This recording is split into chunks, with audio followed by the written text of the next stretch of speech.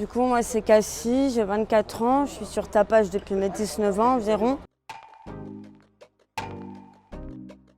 Alors en fait, l'application, elle nous sert à envoyer à ceux qui sont en haut, quoi, où est-ce qu'on laisse les sacs qui sont pleins.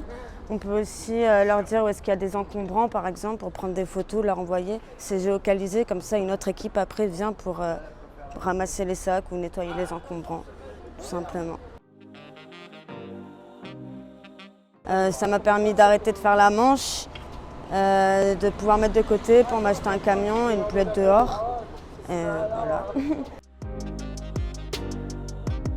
Tapage, pour moi, c'est très particulier parce que Tapage est assez unique. Tapage adresse un public en grande difficulté et permet à des entreprises comme Suez de renforcer considérablement son impact social tout en opérant ses marchés de manière qualitative. Justement, ça fait partie de ce que je trouve intéressant chez Tapage, c'est que vous adressez un public qui est un peu à l'écart ou à la marge de toute la politique d'insertion par l'activité économique. Et donc, vous êtes une marge qui n'existait pas.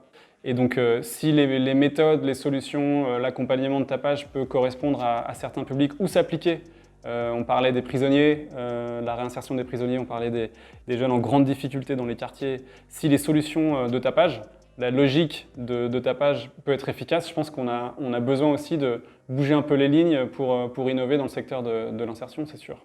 Mathieu Macuche, j'ai 23 ans et c'est mon premier chantier en tant que tapageur. Je suis Aurélien Dorané, donc je suis infirmier au CSAPA Le Triangle depuis mars 2020. Alors moi c'est Pierre Dupont, on m'appelle Pierrot. Mais ouais, ça fait 2 ans que je suis à Tapage. Antoine Ruel, je suis travailleur social au Caru de la Côté. Je m'appelle Laure-Hélène Reguessé et je suis en service civique chez Benenova Nantes. Principalement, à la base, c'était parce que j'avais besoin d'argent. C'était pour acheter ma cam. Et après, par envie, besoin de faire quelque chose. Les personnes à la rue ou les personnes dans les consommations ont peu de perspectives,